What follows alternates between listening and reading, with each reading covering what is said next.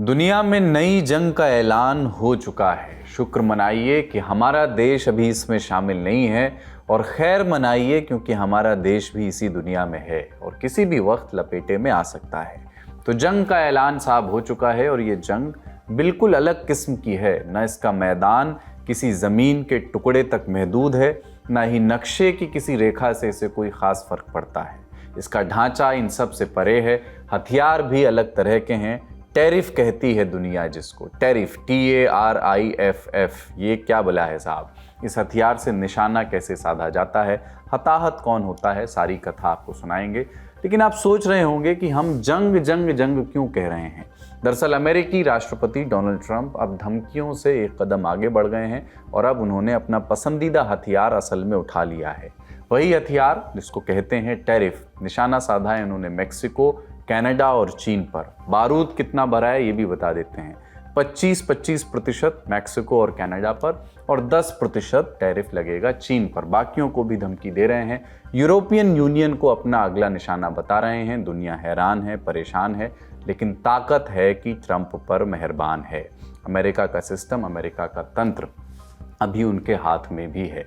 तो आज के शो में हम जानेंगे कि टैरिफ होता क्या है, ये काम कैसे करता है, डोनाल्ड ट्रंप टैरिफ क्यों लगा रहे हैं मेक्सिको, कनाडा और चीन पर, और ये तीनों देश जवाबी हमला किस तरह से कर सकते हैं, और क्या हम इसे ट्रेड वॉर का आगाज मान सकते हैं, और हमारी सेहत पर क्या फर्क इससे पड़ने वाला है। नमस्ते, अपन है कुलदीप और आप देख रहे हैं लल्लन टॉप का अंतर्राष्ट्रीय प्रसंगों से जुड़ा रोजाना का कार्यक्रम दुनियादारी, जहां आज चर्चा ग्लोबल ट्रेड वॉर की। Brought to you by Sensodyne K। बस पैक ले आया। SLS पैराफिन और दूध का करंट भी कौन तो लाइफ का करंट ऑन कुछ भी तो ट्राई करके देख ले। Sensodyne K toothpaste for sensitive teeth. तो इस जंग का हथियार हम जिसको कह रहे हैं टैरिफ, पहले उसको खंगाल लेते हैं, समझ लेते हैं क्या होता है टैरिफ। डोनाल्ड ट्रंप के मुताबिक टैरिफ डिक्शनरी का सबसे खूबसूरत शब्द है, पर अर्थशास्त्र की डिक्शनरी में टैरिफ का मतलब होता है एक टैक्स। लगता किस पर है? इंपोर्ट किए जाने वाले सामानों पर, चीज़ों पर। आसान भाषा में समझें तो जब भी कोई सामान दूसरे देशों से हमारी सरहद के भीतर दाखिल होते हैं तो सरकार इन सामानों पर टैक्स लगा सकती है। उसकी इच्छा हो तो उसको कितना भी बढ़ा सकती है। इस बात को एग्जाम्पल से समझ लेते हैं। मान लीजिए आप दिल्ली में रहते हैं और आप मोमोज खाते हैं, आपकी एक पसंदीदा दुकान है और वहीं से खाते हैं और आप बहुत खाते हैं। लेकिन एक दिन आपने देखा कि अचानक एक नई दुकान खुल गई है वहाँ। नाम है उसका नॉर्वे मोमोज। नॉर्वे से आया है बंदा। वो कहता है कि साहब हमारे मोमोज बढ़िया हैं, सस्ते भी हैं। आपने सोचा कि खा करके देख लेते हैं। आपने खाया, आपको पसंद आ गए, अब आप रोज़ वहीं से खाने लगे। इससे आपकी जो पसंदीदा दुकान का दुकानदार था पहले वाला, उसको बुरा लगेगा। तो वो जाएगा अपनी सोसाइटी में, जो आपकी सोसाइटी है उसमें कंप्लेन कर देगा। कंप्लेन करने पर आपकी सोसाइटी क्या करेगी? नॉर्वे वाले बंदे से कहेगी कि आप इस जगह पर मोमोज तभी बेच सकते हो अगर आप एक प्लेट मोमोज पर 10 रुपये सोसाइटी को दो। अब देखिए यहीं पर खेल शुरू होता है। अब हर प्लेट पर वो 10 रुपये भरेगा सोसाइटी को, तो उसकी बचत कैसे होगी, या बचत बहुत कम हो जाएगी। ये 10 रुपये कहाँ से आएंगे? मुमकिन है कि फिर वो दुकान ही बंद हो जाए, वो अपने नॉर्वे जहाँ से वो आया था वापस चला जाए। इससे पुरानी दुकान का कंपटीशन खत्म हो जाएगा। या फिर ये हो सकता है कि वो नॉर्वे का आदमी अपनी मोमोज की प्लेट का दाम बढ़ा दे। इससे क्या होगा? ये भी हो सकता है कि लोग उसके यहाँ खाना कम कर दें, तब भी आपकी पुरानी वाली दुकान को फ़ायदा होगा। और नुकसान किसको होगा? ज़्यादातर यही होता है कि नुकसान तो आपको ही होगा, क्योंकि आपको महंगे दाम चुकाने पड़ सकते हैं। यही कहानी अब दुनिया में अप्लाई कर लेते हैं। कैसे अप्लाई होगी? देखिए, विदेशी सामान को इंपोर्ट करने का जिम्मा उठाती हैं कुछ कंपनियाँ। ये कंपनियाँ सामान दूसरे देशों की सेलर कंपनियों से खरीदती हैं, फिर सामानों की मार्केटिंग करती हैं। इसके बाद ये सब हम तक पहुंचता है। यानी जब तक हम दूसरे देशों का सामान हम तक रिसीव करते हैं, हम पहुंचता है वो हम तक, उसके पहले ही उस पर टैक्स लग चुका होता है। लेकिन यहीं पर एक पेच है। जिन कंपनियों पर ये टैक्स लगता है, अगर वो ही इसे भर दें तो उनका व्यापार ही ठप हो जाएगा। फिर फ़ायदा क्या हुआ उन्हें इस पूरे लेन देन का? इससे बचने के लिए वो इस टैक्स को दो तरफ ले जा सकती हैं। पहले तो ये कि वो बेचने वाले देशों से दाम और कम करने को कहें। ये आप जानते हैं कि बहुत मुमकिन तो होता नहीं है। देशों की कमाई होती है उस टैक्स से। फिर इन कंपनियों के पास एक दूसरा रास्ता बचता है। दूसरा रास्ता ये है कि वो लोगों को बेचते हुए सामानों की कीमत बढ़ा दें जो वो सामान बेच रहे हैं, ताकि उन्हें टैरिफ भरने में आसानी हो। और अक्सर होता भी ऐसा ही है। ऐसा हम नहीं कह रहे हैं, जानकार कहते हैं कि टैरिफ का असल नुकसान तो जनता ही उठाती है, क्योंकि जो सामान वो खरीदना चाहती है वो महंगा हो चुका होता है। अब देखिए, हमने आपसे कहा था कि देश टैरिफ लगा सकता है अगर उसकी इच्छा हो तो। अब आप पूछेंगे कि ये इच्छा कब होती है। इस तरह की इच्छा के पनपने के लिए कुछ एक सूरत हाल आदर्श हैं, वो हम आपको बता देते हैं। पहला, अगर सरकार चाहती हो कि देश में घरेलू सामान ज़्यादा बिके, इससे फ़ायदा भी देश के लोगों को हो। मिसाल के तौर पर अगर भारत चाहे कि चीनी कंपनियों के स्मार्टफोन यहाँ कम बिकें और बाज़ार में इंडियन स्मार्टफोन्स की भरमार हो, ऐसे में सरकार चाहे तो चीनी स्मार्टफोन्स के इंपोर्ट पर काफ़ी ज़्यादा टैरिफ लगा सकती है। इससे क्या होगा, चीनी स्मार्टफोन्स के दाम बढ़ जाएंगे और फिर महंगी चीज़ को कौन खरीदेगा। आप सोचेंगे कि भारत का ही माल खरीद लिया जाए। दूसरा, जब कोई देश किसी और देश के ट्रेड प्रैक्टिसेस से नाराज हो तो जवाबी कार्रवाई के तौर पर इसका इस्तेमाल किया जा सकता है, जैसे डोनाल्ड ट्रंप फिलहाल चीन के खिलाफ इसका इस्तेमाल कर रहे हैं। कैसे कर रहे हैं आपको आगे बताएंगे। तीसरा, ट्रंप का तरीका है नेगोशिएट करने के लिए भी टैरिफ का इस्तेमाल कर सकता है, डिप्लोमेसी के एक टूल के तौर पर। ऐसा हाल ही में ट्रंप ने कोलंबिया के साथ किया था, क्योंकि कोलंबिया अवैध प्रवासियों से भरे विमान कबूल करने से मना कर रहा था, अपने यहाँ उनको लैंड नहीं होने दे रहा था। लगभग हर एक देश कुछ ना कुछ टैरिफ लगाता ही है। आमतौर पर विकसित देश विकासशील देशों की तुलना में कम टैरिफ लगाते हैं। ऐसा इसलिए क्योंकि विकासशील देशों की घरेलू इंडस्ट्रीज को विकसित देशों के मुकाबले ज़्यादा बचाव या संरक्षण सुरक्षा की ज़रूरत होती है। टैरिफ नाम का ये हथियार है तो बहुत पुराना, लेकिन दूसरे विश्व युद्ध के बाद दुनिया इससे आगे बढ़ने लगी थी, क्योंकि इसकी वजह से ग्लोबल ट्रेड पर बुरा असर पड़ता था। लेकिन अपने पहले कार्यकाल में डोनाल्ड ट्रंप ने इसे अच्छी तरह इस्तेमाल करना शुरू किया। इसके लिए उन्होंने अमेरिका की आर्थिक सुरक्षा का हवाला दिया। कुछ उदाहरण इसके भी। अमेरिका ने साल 2018 से ईरान और 2022 से रूस पर कई प्रतिबंध लगाए हुए हैं। इनमें से कई प्रतिबंध ऐसे हैं कि अगर दूसरे देश ईरान या रूस से व्यापार कर लें तो अमेरिका उनसे बदला लेने को आतुर हो जाता है। दूसरा, 2019 में जब ट्रंप सत्ता में थे तो मोदी सरकार ने कई अमेरिकी सामानों पर मोटा टैक्स लगा दिया था। ट्रंप इस वजह से भारत को टैरिफ किंग भी कह चुके हैं अपने पहले कार्यकाल में। क्यों लगाया गया था ये टैक्स? क्योंकि ट्रंप ने भारत को स्टील और एल्यूमिनियम इंपोर्ट पर बढ़े हुए टैक्स से छूट देने से इनकार कर दिया था। अपने पहले कार्यकाल के दौरान ट्रंप ने भारत को ईरान से तेल खरीदने और रूस से S-400 एंटी एयरक्राफ्ट मिसाइल लेने की भारत की योजना पर भी कई तरह के प्रतिबंध लगाने की धमकी दी थी। इसके अलावा भारत में हार्ले डेविडसन मोटरसाइकिल पर लगाए गए भारी टैक्स को लेकर भी ट्रंप समय समय पर भारत की आलोचना करते रहे हैं। तीसरा उदाहरण अमेरिका और चीन का है। 2018 में ट्रंप ने चीन पर कई तरह के टैरिफ लगा दिए थे। चीन पर व्यापारिक नीतियों को तोड़ने के आरोप लगाए। 2021 में जो बाइडेन ने राष्ट्रपति की कुर्सी संभाल ली, उन्होंने भी चीन पर लगे ये टैरिफ हटाए नहीं, बल्कि इलेक्ट्रिक वाहनों और सौर पैनलों जैसे चीनी सामानों पर अतिरिक्त शुल्क लगाया। 2024 के चुनाव प्रचार के दौरान ट्रंप ने कई चीनी सामानों पर 60% तक का टैरिफ लगाने का प्रस्ताव दे डाला। चौथा उदाहरण अमेरिका और यूरोपियन यूनियन EU का है। 2018 में ट्रंप ने यूरोपियन यूनियन पर भी कई टैरिफ लगाए। यूरोपियन यूनियन देशों से आने वाले स्टील पर 25% और एल्यूमिनियम पर 10% टैरिफ लगाया गया। इसके बदले में यूरोपियन यूनियन ने अमेरिकी प्रोडक्ट जैसे कि Harley Davidson motorcycle, Bourbon whisky और लेवाइस की जीन्स पर टैरिफ लगाया था। तो हमने आपको अपनी समझ से संक्षेप में समझा दिया कि टैरिफ का पूरा खेल क्या होता है, लेकिन मुमकिन है कि कुछ ज़रूरी चीज़ें, ज़रूरी जानकारी इसमें छूट गई हो, इसलिए हमने बात की जानकारों से। उनसे टैरिफ को लेकर के तमाम सवाल पूछे आपके लिए, उनके जवाब आप सुनिए। आप इसका इम्पैक्ट ऑन कंज्यूमर्स थोड़ा नेगेटिव ही होता है, क्योंकि अगर किसी इंपोर्ट पे टैरिफ लागू होता है तो फिर वो उस इंपोर्ट कमोडिटी का प्राइस बढ़ जाता है, क्योंकि मुझे ज्यादा टैक्स देना पड़ रहा है उसके ऊपर। इस वजह से मैं जो पहले से इंपोर्ट करता था, and mostly it is relevant more for developing countries जैसे कि इंडिया बोल दीजिए या फिर साउथ एशिया बोल दीजिए, we are import dependent economies. इसका मतलब ये है कि दवाई बोलिए या फिर sophisticated goods in terms of electronics, ये सब हम इंपोर्ट करते हैं। तो इस import, if any import commodity के ऊपर अगर टैरिफ्स बढ़ जाता है तो उसका प्राइस हाई हो जाता है और इसकी वजह से कंज्यूमर्स पे इंपैक्ट होता है। दूसरी तरफ है जो प्रोड्यूसर्स है, डोमेस्टिक मतलब खुद के देश के जो प्रोड्यूसर्स है वो बेनिफिट होते हैं। तो फिर अब अगर हम यूएस का एग्जांपल ले ले, जो कि यूएस ने टैरिफ्स बढ़ाया है, तो यूएस का जो प्रोड्यूसर्स है उनके लिए ये अच्छा है, क्योंकि अभी डोमेस्टिक जो कंज्यूमर्स है वो बाहर से कमोडिटीज खरीदेंगे नहीं, क्योंकि उनका प्राइस बहुत बढ़ चुका है। ऑफ कोर्स इन्फ्लेशन पे ये लागू होगा, क्योंकि आप फिनिश गुड का छोड़ दीजिए, एक एग्जांपल लीजिए, सोच लीजिए कि मैं फोन प्रोड्यूस करता हूँ, उस फोन के लिए एक चिप लगता है जो कि मैं चाइना से इंपोर्ट करता हूँ। अगर हाइपोथेटिकली फॉर एग्जांपल उस चिप पे टैरिफ्स बढ़ जाए, इंपोर्ट टैरिफ्स, तो फिर वो चिप का कॉस्ट मेरे लिए एज अ प्रोड्यूसर बढ़ जाएगा। तो फिर वो इंपोर्ट करके जो फाइनली जो मैं फोन प्रोड्यूस करूंगा उसका प्राइस भी ज्यादा रहेगा। तो फिर ये सिर्फ फोन का एग्जांपल दिया मैंने, तो फिर ऐसा बहुत सारा कमोडिटीज है जो कि डिपेंडेंट है इंपोर्ट्स के ऊपर फाइनल गुड तक पहुंचने के लिए, या फिर सोच लीजिए कि पूरा फाइनल गुड ही हम इंपोर्ट करते हैं।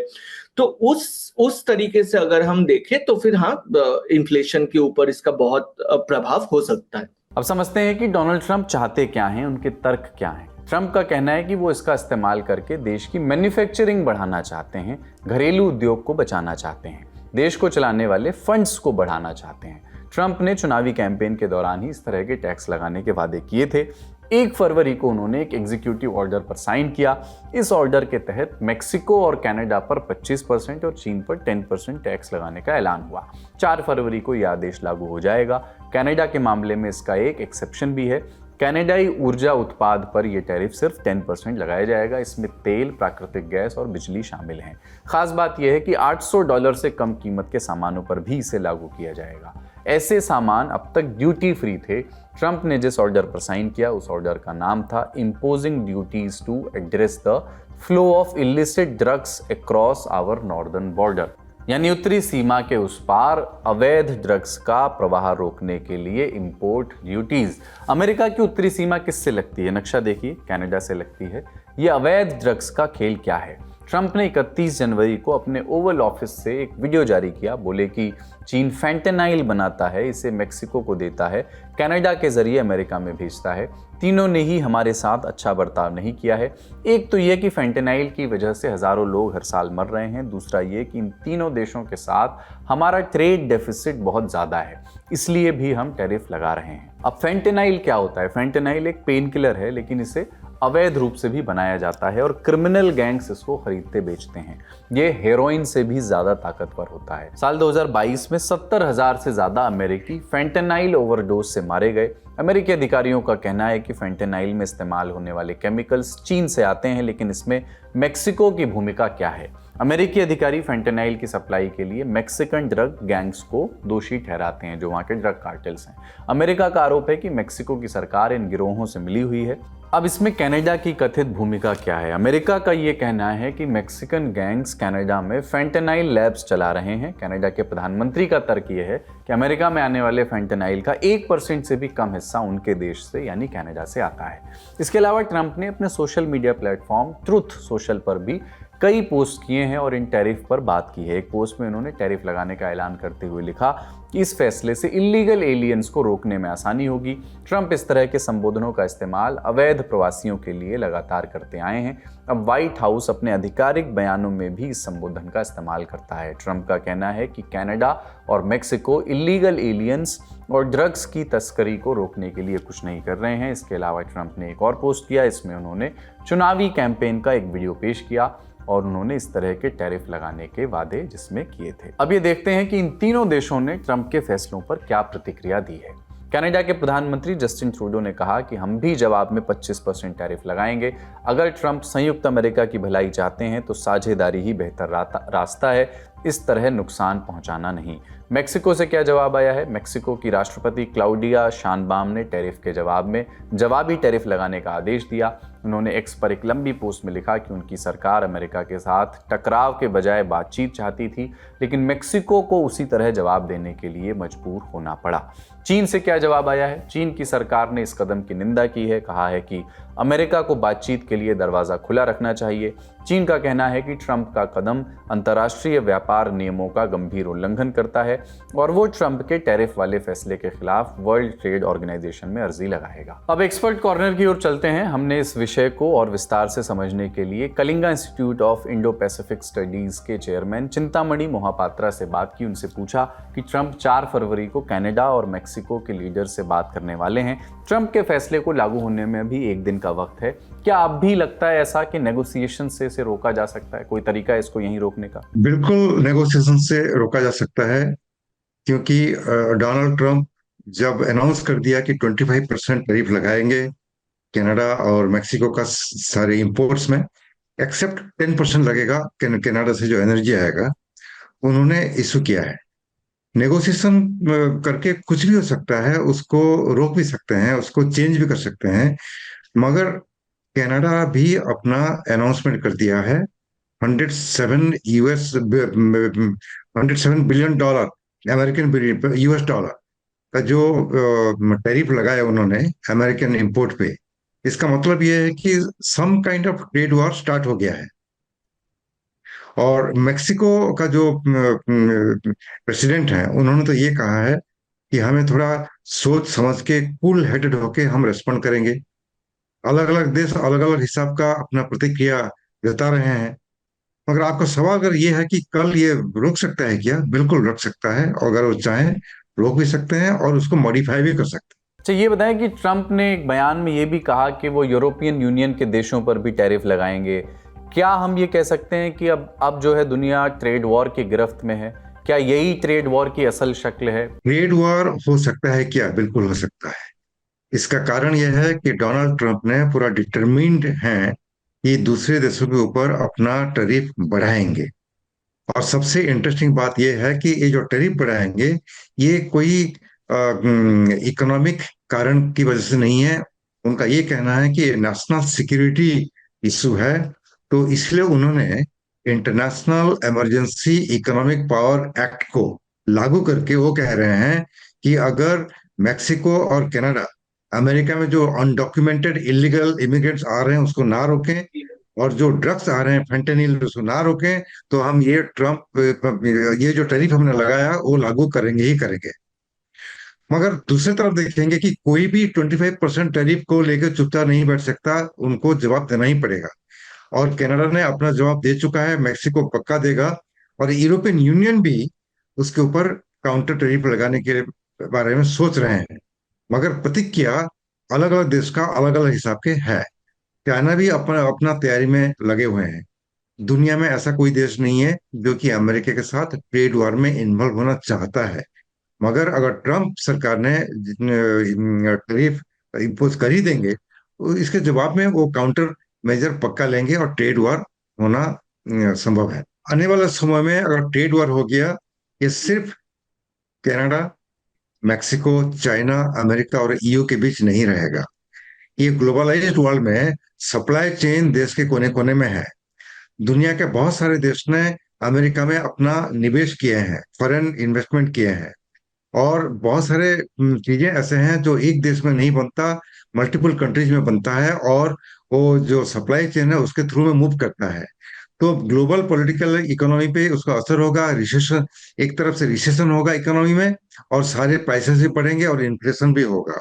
तो इंटरनेशनल इकोनॉमिक कंडीशन बहुत बुरा होगा। ट्रेड वॉर, टैरिफ वॉर किसी के देश में हित में नहीं है। अच्छा, ट्रंप ने अपने चुनावी कैंपेन में भारत पर भी टैरिफ लगाने की धमकी दी है अतीत में, और वो भारत को टैरिफ किंग कह चुके हैं। क्या भारत के खिलाफ भी डोनाल्ड ट्रंप इस तरह का फैसला ले सकते हैं? खिलाफ भी वो ले सकते हैं। भारत को क्यों अलग अलग अलग सा दर्जा देंगे वो?